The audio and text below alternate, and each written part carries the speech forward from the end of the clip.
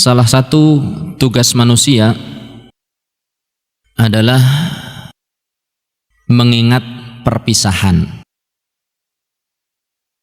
Karena setiap pertemuan pasti akan ada perpisahan. Tapi perpisahan yang bagaimana yang harus kita ingat-ingat. Perpisahan yang harus kita ingat bukan perpisahan dengan sanak famili, bukan perpisahan dengan istri, bukan perpisahan dengan anak atau orang tua.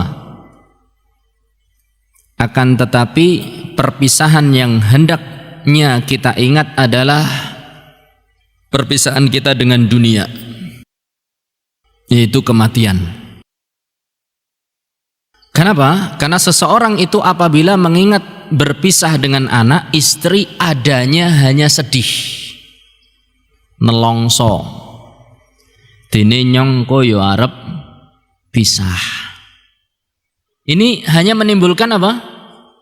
Kesedihan, kesengsaraan, nelongso, akhirnya apa? Ngelukru, patah semangat.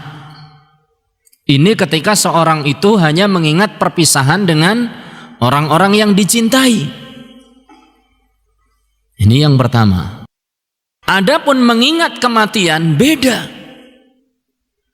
Seorang yang mengingat kematian itu justru akan timbul semangat. Karena seorang yang ingat kematian, dia akan ingat ada apa setelah mati. Sehingga dia mempersiapkan diri, bukan kok malah ngelokro. Makanya datang kepada seorang ulama pendahulu kita, seseorang. Kemudian orang ini ditanya oleh ulama kita, berapa umurmu? Orang tadi mengatakan situna sanah, umur saya sudah 60 tahun katanya. Kemudian kata ulama tadi, kalau begitu engkau sejak 60 tahun yang lalu sudah memulai perjalananmu dan hampir-hampir saja engkau sampai, meh tekan. Artinya apa? Meh mati. Akhirnya orang tadi mengatakan apa? Inna lillahi wa inna ilaihi raji'un. Kata orang tadi, ulama tadi mengatakan, engkau berkata inna lillahi wa inna ilaihi raji'un. Tahu enggak artinya? Apa itu artinya wahai alim, wahai syekh, wahai kiai? Maka alim tadi mengatakan, artinya sesungguhnya engkau adalah berasal dari Allah, diciptakan oleh Allah, dan engkau akan kembali kepada Allah. Ini. Kemudian beliau melanjutkan, dan siapa yang yakin bahwasanya dirinya akan kembali kepada Allah, maka dia tahu bahwasanya dirinya akan ditanya. Yakin kalau kembali kepada Allah. Yang kedua apa? Kalau yakin kembali kepada Allah berarti akan ditanya, kata beliau. Dan beliau melanjutkan, dan siapa yang tahu bahwasanya dirinya akan ditanya, maka falyu'idda as-su'al al-jawaba, maka hendaklah dia mempersiapkan jawabannya. Jadi orang yang tahu kalau dirinya mati, maka dia yakin bahwasanya dia akan menghadap siapa? Allah. Kalau sudah yakin menghadap Allah, pasti yakin akan ditanya. Kata Allah Subhanahu wa taala, la yus'alu amma yaf'alu wa hum yus'alun. Allah tidak ditanya. Tidak ditanya tentang apa yang dia kerjakan. Tapi justru manusialah yang akan ditanya. Ketika seorang sudah yakin kalau dirinya itu ditanya nantinya, wis nyiapaken jawaban apa? Pun siap-siap nopo dereng. Bagaimana caranya? Ya beriman dengan amal saleh. Di hari itu tidak butuh yang namanya ijazah doktorah katanya. Sing gelare profesor doktor, nek pas ditakoni pamer ijazah, gimana mau pamer ijazah juga wong ijazahnya orang melu di pendem. Dipendem tapi tetap ora bisa. Dan tidak ada manfaatnya. Yang bermanfaat saat itu adalah bagaimana wujud keimanan dia ketika hidup di dunia. Sepinter-pintere orang sing ditakokaken ming 3, cuma 3. Yang pertama apa?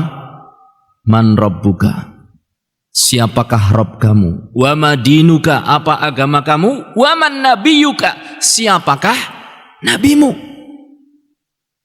Alah sipil Zat.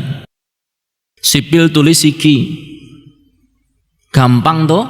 Gampang itu sekarang. Tapi masalahnya di alam kubur nanti yang berbicara itu bukan hanya sekedar hafalan. Nak mati kursus lah. Kursus ngamalaken man rabbuka rabbiyallah wa madinuka dinil Islam wa man nabiyuka nabi Muhammadin sallallahu alaihi wasallam. Di bulan bali bar salat diwaca zikir. Ngapa zikir? Ben engko iso jawab. Atau karo ngombe-ngombe ya, karena ra gelem salat ya nggih engko dakon iki sik latihan nggih. Tidak mau sholat, tidak mau zakat, tidak mau puasa, tapi dia latihan terus. Itu percuma.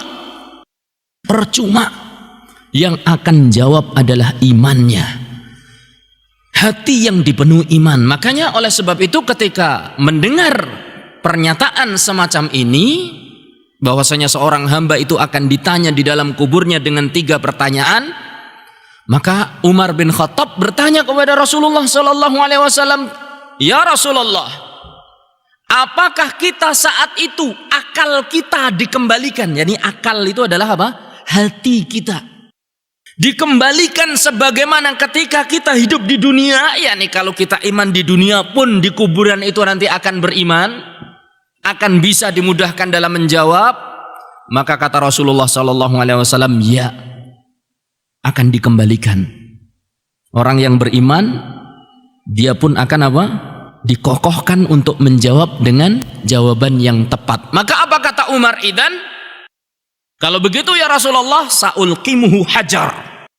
Kalau begitu nanti malaikat, kalau bahasa letterleknya ya, akan tak beseli watu. Apa artinya tak beseli watu? Saya akan berikan jawaban yang memuaskan. Jadi yang bisa jawab itu orang yang ketika di dunia beriman dan diwujudkan dengan amal saleh.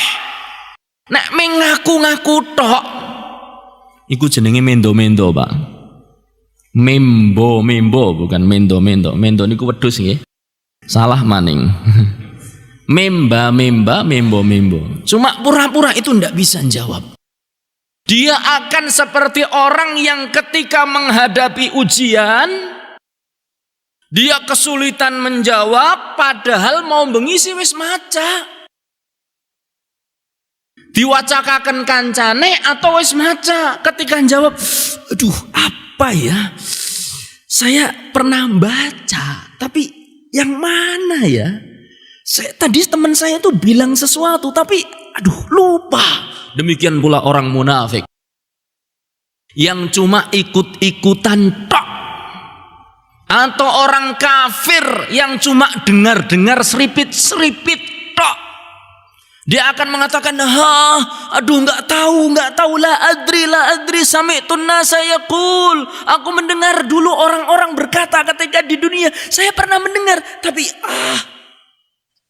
tidak tahu, la adri. Maka digebuk sak kanyang-kanyangi.